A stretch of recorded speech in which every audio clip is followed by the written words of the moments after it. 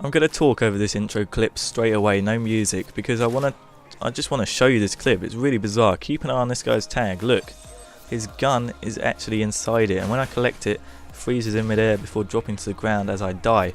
If we're watching slow-mo here, the guy gets shot and then his UMP somehow gets stuck inside his tag. I'm not even sure how this is possible, considering the tags aren't supposed to be solid objects. And it just sits here spinning around. It slowly gets more and more upright within his tag, a little bit laggy while it's spinning with it, probably because it's not designed to do that. But if we just skip forward a little bit here, it stays this way until I come and collect it, at which point the gun just freezes in midair, and I'm keeping an eye on it because of Modern Warfare 3's amazing payback spawns. The guy I killed and whose UMP was stuck inside that tag comes and kills me and makes the gun fall to the ground. Not sure if it fell to the ground because I died near it or because he was also killed. Really don't know what was going on. Very, very bizarre scenario. If anybody's seen that happen before, make sure you tell me, because I have never ever seen a gun get stuck inside a tag before. Very, very weird.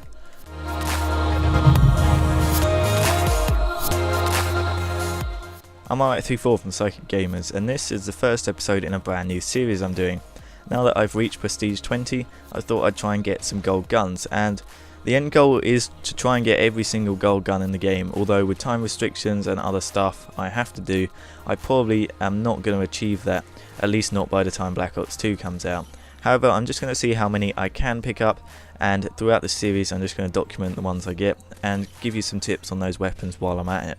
The first gun of the series, the one I'm doing today, is the M4A1. This is actually the very first gold gun I ever got in the game, all the way back when I was Prestige 0. It's a very decent assault rifle, unlocks straight away at level 4 when you get creator class. It doesn't have great damage, but it does have low recoil, which means they sort of offset each other. If you can accurately hit 3, 4, maybe 5 hits depending on range, then you will take someone down with it, and it is very achievable with the manageable amount of recoil and a decent clip size this gun's got.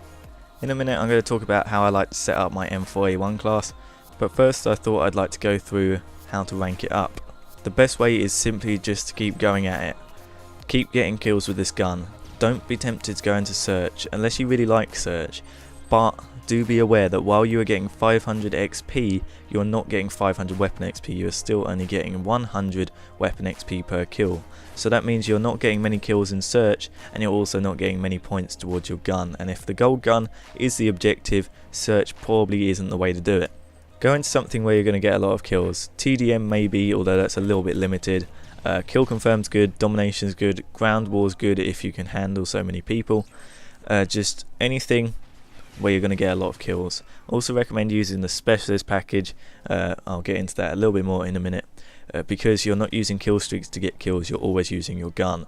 While you're getting these kills, you want to be aiming for the high-end kill challenges. That's 300, 500, 750 and 1000. Each of those nets you 10,000 XP and also 10,000 weapon XP. That's the equivalent of 100 kills, so it does go a very long way. There's also challenges for headshots, although these are mainly down to luck in firefights unless you find someone that's not moving and you can pull off a nice headshot, but headshots don't happen that often, so I wouldn't be too tempted to focus on the headshot challenges. Also be aware of the prestige kill and headshot challenges. That gives you more chances to unlock 10k challenges. These do go through all the prestiges, so you may have got to the point between the 1000 kill and the 2500 kill challenge where there's a lot of kills to get 10k and it might not be a viable option. Final thing to keep in mind is the mastery challenge, which requires you to get to maximum weapon proficiency. That isn't level 31 like some people think. That is in fact the level at which you unlock the final attachment for that weapon. In the case of the M4A1 and all the assault rifles, that is a very high level. It's 29 when you unlock the thermal scope, which is actually a pretty poor scope considering the amount of levels you have to go through to get it.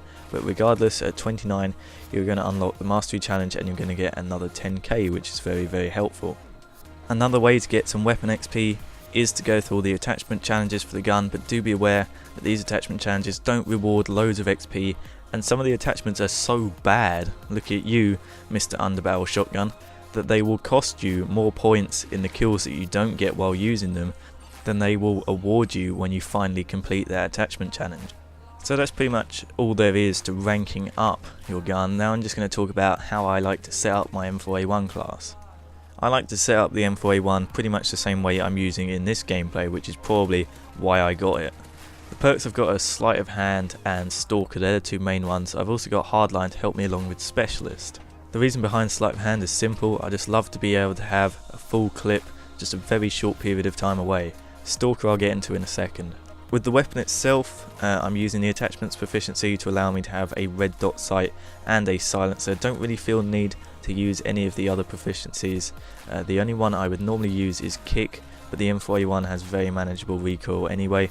Also, because I'm on Specialist, as soon as you hit that Specialist bonus, you do get pretty much all of the weapon proficiencies anyway. Attachments is one of the few that you don't get for obvious reasons, so setting it up in your class is a good idea. That red dot sight is the reason that I use Stalker. I love to strafe with this gun.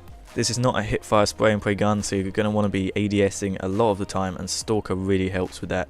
Getting Marksman in combination with Stalker on Specialist is absolutely amazing. So that's pretty much how I set on my M4A1 class. The last thing is to recommend some attachments that you really want to keep away from. First is the underbarrel shotgun, which sucks a very significant amount of arse in this game. Takes 2, 3, maybe even 4 shots to kill, so unless you're playing against somebody that's playing with his TV screen off, then you probably won't get a kill very easily with this thing. It takes a pump in between every shot as well, which is particularly annoying. Noob tubes are actually really bad as well now. They take 2 explosions to kill most of the time unless the guy's already injured or you get a direct impact, so I wouldn't recommend them.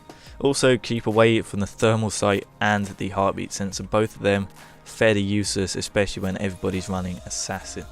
So that's the end of the video. First gold gun acquired. Up next is the M16A4, so I shall see you next time for that video. If you'd like me to talk about anything specific with that gun, make sure you do put it in the comments below.